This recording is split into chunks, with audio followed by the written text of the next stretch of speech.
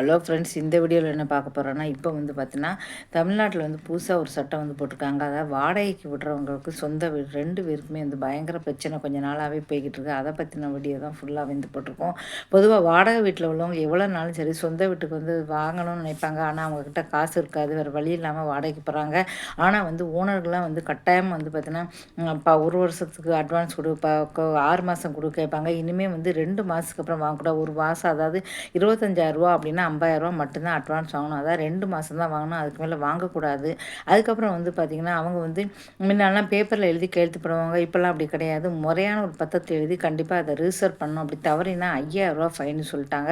வீட்டு ஓனருக்கு வந்து அருமையான ஒரு நல்லா வந்து பார்த்தீங்கன்னா, இப்போ நிறைய இடத்துல பாடாப்படுத்துகிறாங்க. பணத்தை வாங்கி வச்சுட்டு தண்ணி விடுறதுல அது உள்ள பாடாப்படுத்துகிறாங்க சொல்கிறாங்க. அவங்களுக்குலாம் வந்து சரியான இதுன்னு சொல்லலாம். அதுமாதிரி கண்ட நேரத்தில் வந்து பார்த்தீங்கன்னா, வாடகை வீட்டுக்குள்ளே வந்து நுழையக்கூடாது. 24 மணி நேரத்துக்கு முன்னாடியே வந்து பார்த்தீங்கன்னா, நான் வாடகைக்கு வந்து வீடு பார்க்க வரேன் நீங்கள் சொல்லி எழுத்துப்பூர்வமாக சொல்லணும். அவங்க சரி சொன்னால் தான் மறுநாள் அவங்க வீட்டை போய் பார்க்க முடியும். அதை மாதிரி வாடகை வீட்டில் உள்ளவங்களுக்கு நிறைய குறைகள் இருக்கலாம். ஏதாவது ரிப்பேராக இருந்துச்சு அப்படின்னா கண்டிப்பாக 30 நாளுக்குள்ளே நீங்கள் சரி பண்ணி கொடுத்தே ஆகணும். அப்படி கொடுக்க முடியாது, உங்கள்கிட்ட காசு இல்லை அப்படின்னா அவங்களோட வாடகையை கழிச்சுக்கிட்டு நீங்கள் பண்ணுங்கள், நான் வாடகையை கழிச்சுட்டு தரேன்னு சொல்லணும். அது மாதிரி கண்டிப்பாக வந்து நிறைய வீடுகளில் வந்து வாடகையை வாங்கி வச்சுட்டு வந்து ரிப்பேர் பண்ணி கொடுக்க மாட்டாங்க. இதனால் வந்து கஷ்டப்படுறாங்க. அதனால் இந்த ஒரு அறிவிப்பு நல்ல ஒரு அறிவிப்புன்னு சொல்லலாம்.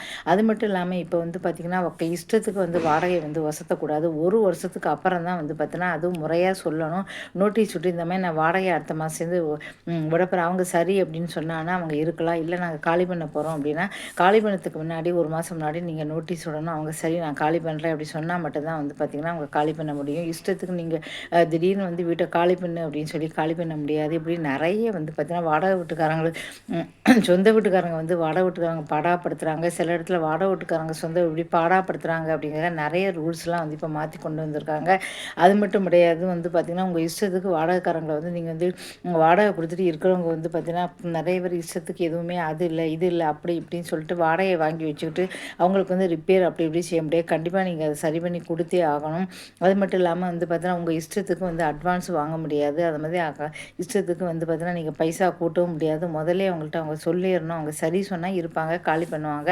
எதனால் காலி பண்ணுவாங்க அப்படின்னா, நீங்கள் வந்து வாடகையே தரல, 3 மாதம் ஆச்சு 4 மாதம் ஆச்சு எனக்கு வாடகை தரல அப்படின்னா அவங்கள வந்து நீங்கள் காலி பண்ண சொல்லலாம். அப்போ வந்து முறையாக ஒரு வக்கீல் நோட்டீஸ் அனுப்பணும். இந்த மாதிரி எனக்கு வந்து பார்த்திங்கன்னா அவங்க வந்து வாடகையே தரல, அதனால் அவங்க காலி பண்ணணும்னு சொல்லி முறையாக 1 மாதத்துக்கு முன்னாலே நோட்டீஸ் விடணும். இப்படி 2 பேருக்குள்ளே சண்டை வந்துடுச்சு அப்படின்னா பொதுவாக வந்து அந்த மாதிரி கேஸெல்லாம் வந்து பார்த்தா 2 மாதத்தில் வந்து முடிவுக்கு வந்து தீர்ப்பு வந்துடணும் அப்படின்னு சொல்லியிருக்காங்க.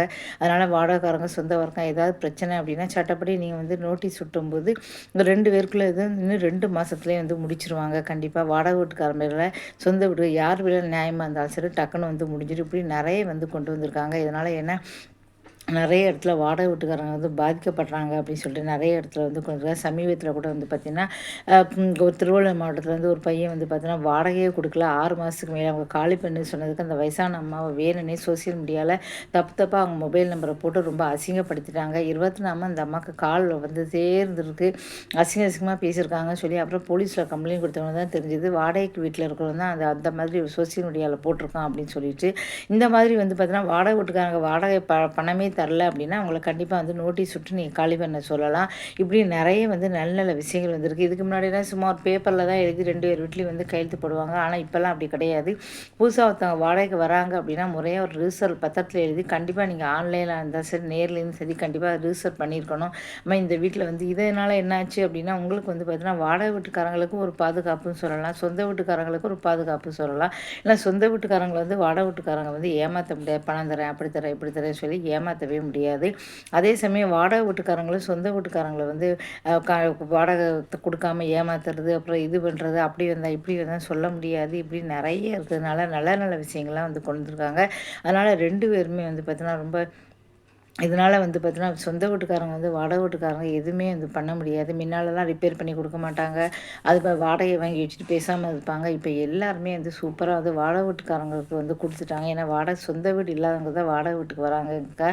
நிறைய விதிமுறைகள் வந்து கொண்டு வந்துட்டாங்க. இது நல்ல நல்ல அறிவிப்பு வந்து சொல்லலாம். இஷ்டத்துக்கு காலி பண்ணி சொல்கிறது, இஷ்டத்துக்கு வாடகை வசத்துகள் இப்படிலாம் வந்து கிடையாது. இதை வந்து இனிமேல் வந்து பார்த்தீங்கன்னா ஒரு நல்ல அறிவிப்புன்னே எப்படி சொல்லலாம். இந்த வீடியோ பிடிச்சா மறக்காம சேனலை சப்ஸ்கிரைப். நன்றி.